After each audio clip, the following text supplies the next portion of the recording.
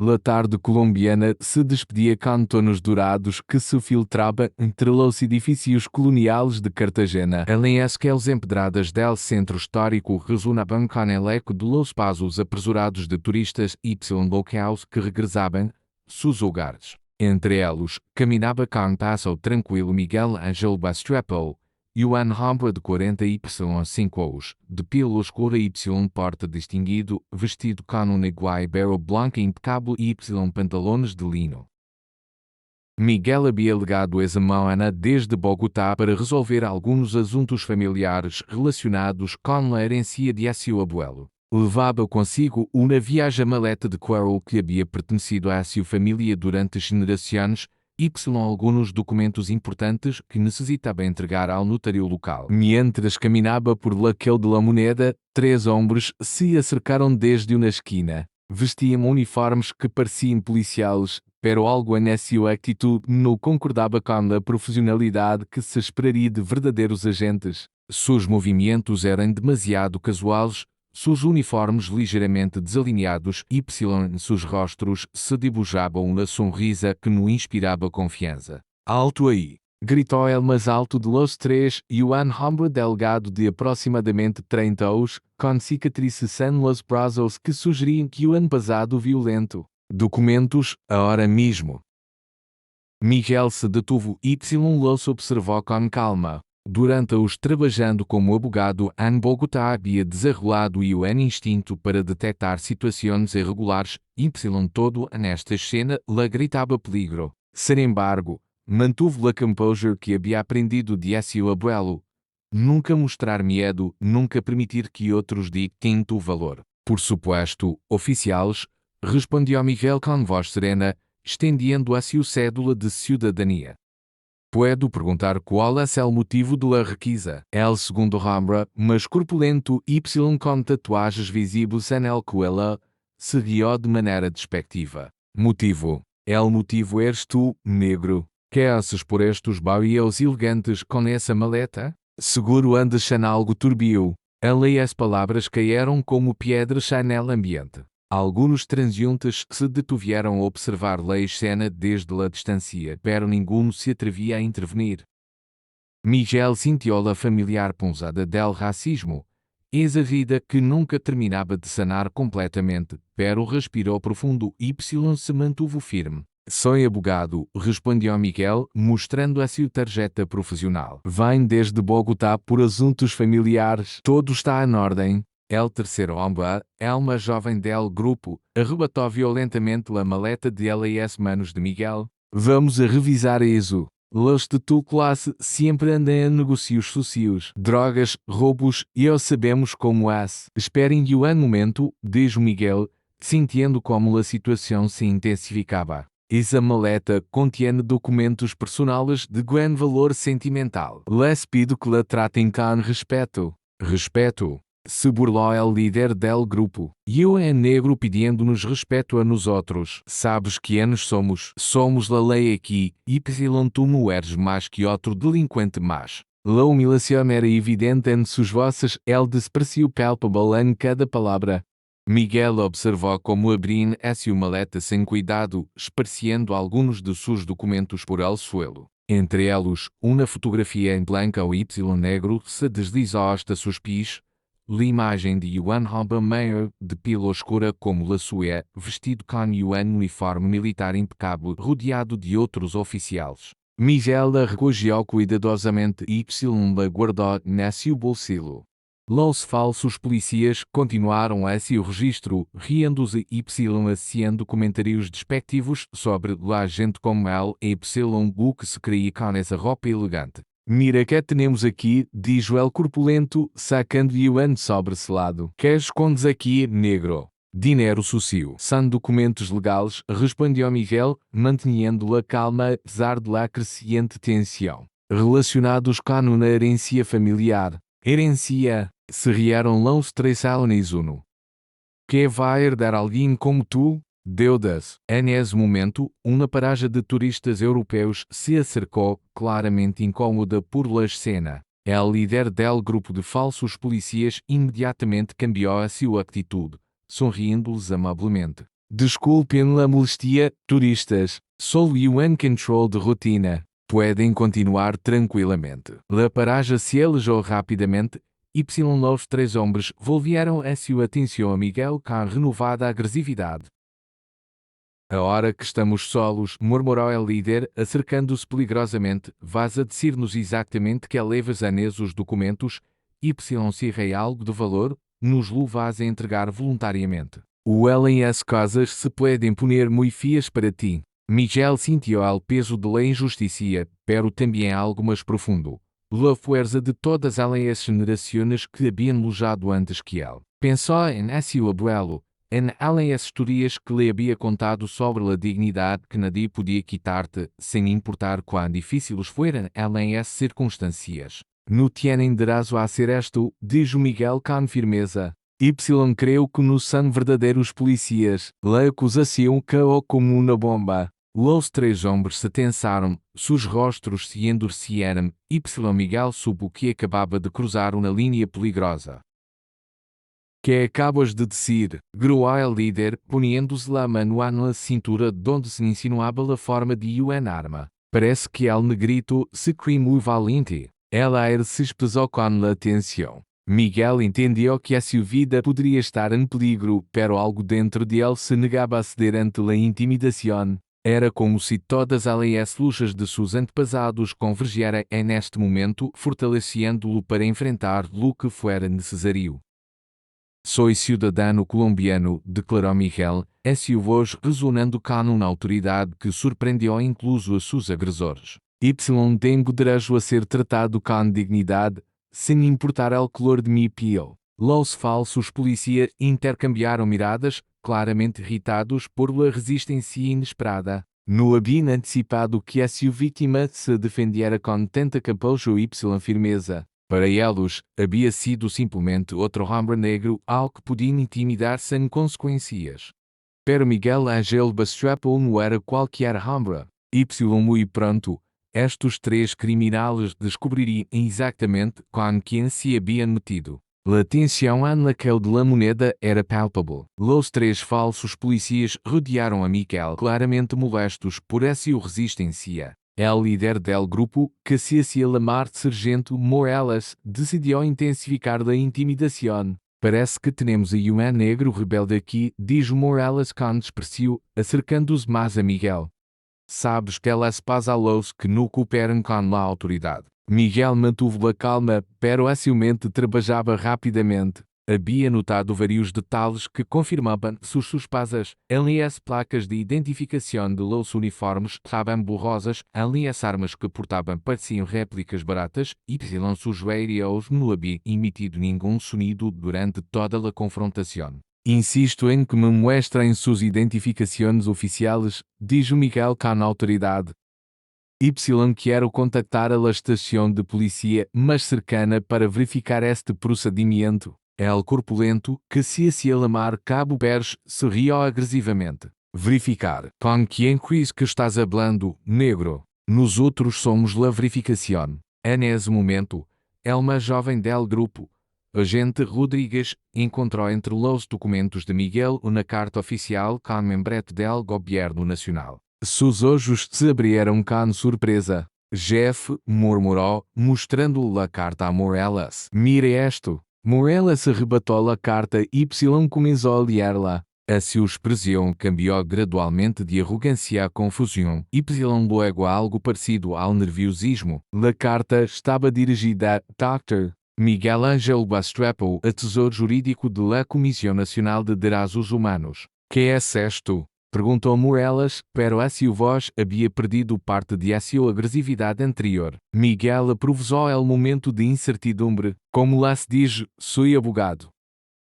Trabalho para o Governo Nacional em temas de direitos humanos e justiça social. Esta detenção irregular está sendo muito instrutiva para mi próximo informe. Los três homens intercambiaram miradas nerviosas. Trabalhar para o Governo Nacional significava conexões, significava poder, significava problemas se algo saía mal. Eso não cambia nada, diz o Pérez, ao que a sua voz sonava menos convincente. Seguimos crendo que andas em algo irregular. Pero Rodrigues havia encontrado outro documento, uma invitação oficial para uma cerimônia no Palácio de Nariu, la Casa Presidencial colombiana. Esta vez não pude ocultar a seu choque. Jeff, mire esto. La invitação estava dirigida a Miguel Canho em protocolo formal muito específico, el tipo que se reservava para pessoas de alta importância. Morelas la leu dos vezes, a sua arrogância desvanecendo-se visivelmente. Miguel decidiu que era momento de cambiar a dinâmica de la conversação. Senhores, claramente há uma confusão aqui. Sugiro que terminemos este encontro antes de que as coisas se compliquem para todos nós outros. Nos estás amenazando? Perguntou Morelas, pero a sua voz temblava ligeiramente. Não é uma amenaza, respondeu Miguel com calma. É uma observação. Ustedes han detenido irregularmente a un assessor del Gobierno Nacional, han registrado mis pertenencias sem ordem judicial, y, utilizado linguagem discriminatório basado em mi raza. Todo esto está sendo documentado mentalmente para mi reporte. En ese momento, una patrulha real de la policía dobló la esquina. Los tres falsos policías se pusieron rígidos imediatamente. Miguel observou suas reacções e confirmou definitivamente que não eram verdadeiros agentes. Aí vêm colegas suyos, diz o Miguel tranquilamente. ¿Por que não las pedimos que verifiquem este procedimento? El pánico en los ojos de los tres hombres foi instantâneo.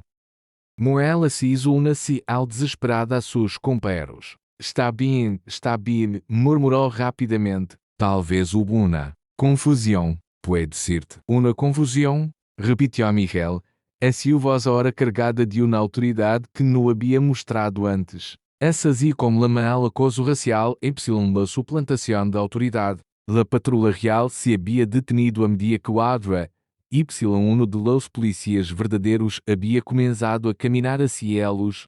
Los falsos policías sabiam que tinham segundos antes de que a sua farsa fuera descoberta. Mira, hermano, diz o Pérez, de repente usando o tono conciliador. Não há necessidade de complicar além as coisas. Todos somos colombianos aqui. Agora sou a seu hermano? Perguntou a Miguel, uma sorrisa irônica cruzando a seu rosto. Há 5 minutos era só o negro suspeitoso. Rodrigues, el mais nervioso de los três, começou a recolher apressuradamente los documentos parecidos. Desculpas por qualquer inconveniente, Doctor. Fui um mal-entendido. Pero Miguel havia tomado uma decisão. Não iba a permitir que estes homens siguieran intimidando a outras pessoas. Levantou a mano e saludou ao polícia verdadeiro que se acercava. Oficial, por favor, necessito reportar uma situação. Los ojos de los três falsos policias se llenaram de terror. Sabia que haviam cometido múltiplos delitos, suplantação da autoridade, intimidação, discriminação racial e possivelmente outros cargos que o advogado experto poderia identificar. El policía verdadeiro, un Habermeyer com insignias que indicava rango de teniente, se acercou com curiosidade. Que sucede aqui? Miguel se alou los três homens. Estes indivíduos se han hecho pasar por policias para intimidar-me e registrar mis pertenencias ilegalmente. El teniente observou imediatamente as discrepâncias en los uniformes de los falsos policias. Sujos de experiência lhe permitiram identificar as irregularidades em segundos. Documentos de identificação, ordenou el teniente los três homens. Los verdadeiros. La farsa havia terminado. Los três criminais sabiam que não havia escape, pero não compreendiam completamente a magnitude de seu erro. Não sabiam que el homem que haviam humilhado e amenazado levava en suas venas a sangue de uma de las famílias mais respeitadas na história militar e social de Colômbia. Essa verdade estava a ponto de revelar-se e cambiaria para sempre a sua compreensão de lo que significava subestimar alguém basando-se unicamente nel color de seu opinião. El teniente Ramírez, um veterano de 20 anos na fuerza policial, examinou cuidadosamente além as identificações de los três falsos policias. Seus rostros haviam perdido todo o rastro de arrogância, reemplazado por um terror palpável mientras se davam conta de que a sua farsa havia legado a seu fim. Estas identificações são falsas, declarou el teniente com a autoridade. YST estão baixo arresto por suplantação de autoridade, entre outros cargos. Mientras el teniente lamaba refuerzos por rádio, Miguel refugiou cuidadosamente seus documentos del suelo. Entre eles, a fotografia em blanco o Y negro de seu abuelo havia quedado ligeiramente arrugada. La alisou com cuidado, el teniente Ramírez la notou. Puedo ver essa fotografia? Perguntou el teniente com curiosidade. Miguel se lhe entregou sem dúvida. El teniente la observou detenidamente. Sua expressão cambiou dramaticamente. Seus olhos se abriram com assombro respeito. Esto não pode ser, murmurou. Este é el general do Estrapel. Era mi abuelo, respondeu Miguel com orgulho contenido.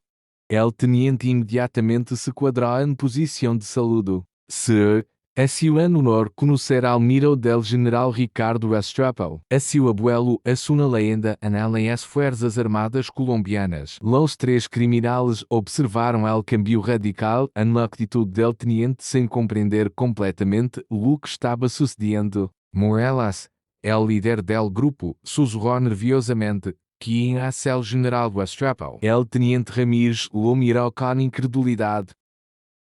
No conhecem a história de seu próprio país. El general Ricardo Estrapel foi um de los militares mais condecorados de Colômbia. Héroe de guerra, líder en la luta contra el narcotráfico en los anos 80 y pionero en programas de inclusão racial en as Forças Armadas. Miguel sentiu el familiar orgulho que sempre experimentava quando alguém recordava el legado de seu abuelo. Mi abuelo nasceu en una época donde un hombre negro tinha muito poucas oportunidades en el ejército, explicou. Pero a seu valor, inteligência y liderazgo o levaram a convertir-se en el primer general afrodescendiente en la história militar moderna de Colômbia. A seu abuelo salvou cientos de vidas, continuou el teniente Ramírez, dirigindo-se tanto a Miguel como a los criminais. Liderou operações que desmantelaram cartéis inteiros. Recebeu condecorações de 5 países diferentes. Depois de retirar-se del exército, fundou programas educativos para jovens em comunidades marginadas.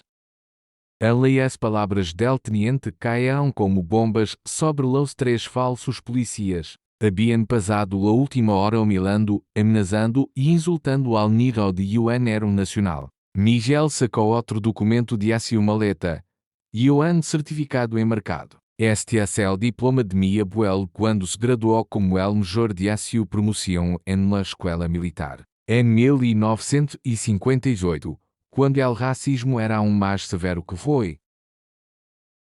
Mire esto, dijo el teniente, selando uma medalha que Miguel levava en una pequena caixa dentro de la maleta. Es la Cruz de Boyacá, la mais alta condecoração civil que otorga el gobierno colombiano. A seu abuelo la recebeu por serviços excepcionais a la patria. Rodrigues, el mais jovem de los criminais, havia começado a temblar. Não sabíamos. Não teníamos ideia. Ideia de quê? Perguntou Miguel. A sua voz ora carregada de uma autoridade que parecia herdada de gerações anteriores. De que sou um ser humano que merece respeito. De que el color de mi piel não determina mi valor como persona. El teniente Ramírez continuou revelando mais detalhes del legado familiar. El general Estrapel no solo foi un héroe militar. Foi un pioneiro en derechos civiles.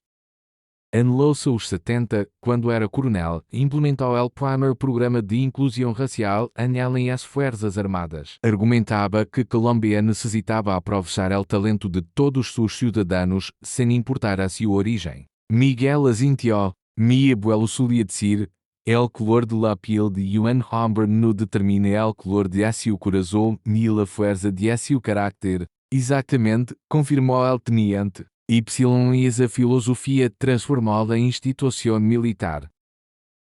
Cientos de jovens afrodescendentes puderam acceder a oportunidades que antes lhes eram negadas. Pers, el corpulento del grupo, havia começado a lurar. Dr. Estrapel, por favor. Nós outros não sabíamos quem era usted. Se hubiéramos sabido, eso habría cambiado algo? Interrompió Miguel. Mi valor como persona depende de quem foi mi abuelo. ¿Acaso los outros cidadãos afrodescendentes que no tienen en general na sua família merecem menos respeito? A pergunta ressonou nel aire com um reproche moral que cortou profundo além as consciências de los três criminais. El teniente Ramírez recebeu confirmação por rádio de que as unidades de refuerzo estavam em caminho. Dr. Westrapo, necessitaremos seu testemunho formal sobre o ocorrido aqui. Por supuesto, respondeu Miguel. Quero assegurar-me de que estes homens enfrentam todas as consequências legais de suas ações. Morales hizo último intento desesperado. Doctor, nós outros podemos compensá-lo. Temos dinheiro, podemos pagar por el error. Miguel o mirou com uma mescla de tristeza e determinação. Creem que isto se trata de dinheiro. Se trata de justiça. Se trata de assegurar que nenhum outro cidadão tenha que passar por lo que eu passei.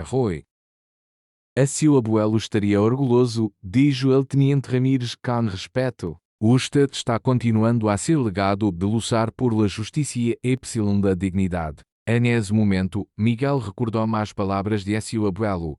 Ijo, nuestra verdadeira herencia não é el reconhecimento que recebemos, sino a justiça que desejamos para as próximas gerações. Além as sirenas de as unidades de refuerzo se escusavam cada vez mais cerca. Los três criminais sabiam que seu destino estava selado, pero não compreendiam completamente a magnitude histórica de seu erro. Estavam a ponto de descobrir que atacar ao nível del general Ricardo Westrapo não só era crime contra indivíduo, sino insulto a uno de los legados mais importantes de la luta por la igualdade racial em Colômbia. As leis seguintes dos horas transformaram completamente a situação. 3 patrulhas adicionais haviam legado ao lugar, junto com detective de la Fiscalia e representante de la Procuradoria General. La notícia de que el miro del legendário general Westrapo havia sido vítima de suplantação de autoridade e discriminação racial se havia estendido rapidamente através de los canais oficiais. Miguel se encontrava agora na estação de polícia de Cartagena, não como suspeitoso, sino como vítima e testigo principal. El comissário de polícia de la ciudad, homem de rango superior amado Coronel Mendoza, havia legado personalmente para desculpar-se e supervisar o caso. Dr. Westrapo, dijo el Coronel Mendoza com evidente respeto e preocupação. Em nome da Polícia Nacional de Colômbia, me ofereço nuestras mais sinceras desculpas por lo que ha sofrido. Lo ocorrido é completamente inaceitável. Miguel, sentado em uma oficina cômoda com café e água à sua disposição, respondeu com a dignidade que havia caracterizado toda a sua atuação. Coronel, agradeço suas desculpas, pero lo mais importante é que este incidente sirva para prevenir que outros cidadãos sofrem o mesmo trato. Em uma sala de interrogatórios cercana, os 3 criminais enfrentavam uma realidade muito diferente. Haviam sido identificados como Javier Morales e o ex-vigilante privado com antecedentes por estafa, Carlos Pérez, desempregado com historial de violência doméstica, Andrés Rodrigues e o jovem de 23 anos que havia abandonado seus estudos para unir-se a esta banda criminal. El fiscal asignado ao caso, Dr. Alejandro Rueda, revisava os cargos que enfrentariam: suplantação de autoridade pública, discriminação racial, intimidação, associação para delinquir e possivelmente extorsão, se provava que haviam cometido crimes similares anteriormente. Los uniformes falsos foram confeccionados profissionalmente, explicou el detective a cargo. Isto sugere que não é a primeira vez que cometem este tipo de delitos. Estamos investigando outros casos similares em la região. Mientras tanto, em la oficina del Coronel Mendoza, Miguel havia recebido uma lamada inesperada. Era del Ministério de Defensa Nacional em Bogotá. Dr. Westrapo, dijo a voz ao outro lado de la linha. Soy el General Vargas, atual comandante del Ejército Nacional. Hemos recebido el reporte de lo ocorrido. Quero expressar-lhe personalmente nuestro repudio por el tratamento que recibió, nuestro reconocimiento por la dignidade com que manejou a situação. Miguel se sentiu comovido. General Vargas, agradezco a sua amada. Mi abuelo siempre me enseñó que las instituciones são tão fuertes como os valores que defendem. Exatamente por isso lo damo, continuou el General Vargas. El legado del General Restrepo sigue vivo en nuestras instituciones. Sus programas de inclusão y excelência siguen siendo modelo para outros países de la região. El Coronel Mendoza tomou el teléfono brevemente para coordenar alguns detalhes com el General Vargas. Quando colgou, se dirigiu a Miguel com uma proposta inesperada. Dr. Restrepo, el General Vargas e eu hemos conversado sobre uma ideia. Este viernes se cumple el aniversário número 15 del falecimiento de seu abuelo. Nos gostaria invitar-lo a uma cerimônia especial en seu honor, y aprovechar la ocasião para lançar uma nova campanha nacional contra a discriminação racial en las fuerzas públicas. Miguel reflexionou por um momento. A seu abuelo sempre havia creído que as tragédias podiam convertir-se em oportunidades para o progresso social. Seria um honor, respondeu Miguel, pero com uma condição, quero que a cerimônia inclua testemunhos de cidadãos comuns que han sofrido discriminação. No solo se trata de honrar el passado, sino de construir um futuro melhor. Na sala de interrogatórios, os 3 criminais haviam começado a confessar outros delitos similares. Morales admitiu que haviam estafado ao menos 12 pessoas em los últimos 6 meses, sempre elegendo vítimas que considerava vulneráveis ou sem conexões. Sempre escolhíamos a gente que pensávamos que não poderia defender-se, confessou Morales com lágrimas en los ojos. Afrodescendentes, imigrantes venezuelanos, pessoas de estratos baixos. Creíamos que nadie los iba a escuchar si se quejaban. El fiscal Herrero tomou notas detalhadas. Por que eligeram ao Dr. Restrepo? Por essa razão, admitiu Pérez. Vimos a um homem negro bem vestido y pensamos que seria fácil intimidá-lo. Pensamos que podíamos quitar-lhe dinheiro ou valores sem consequências. Nunca imaginamos que fuera Niro del General Restrepo, adiou Rodrigues. Se hubiéramos sabido, habría cambiado a seu comportamento? Perguntou el fiscal. Ou simplesmente habrían buscado outra vítima? La pergunta se quedou sem resposta, pero a sua implicação era clara.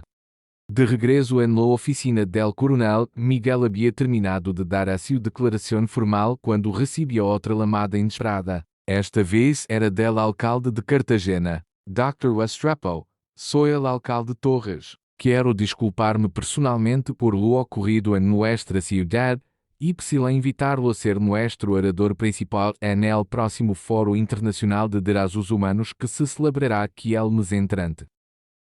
Miguel entendeu que a sua experiência traumática se estava convirtiendo em uma plataforma para o cambio social positivo. Era exatamente o que a seu abuelo habría querido. Acepto a invitação, seu alcalde, respondeu.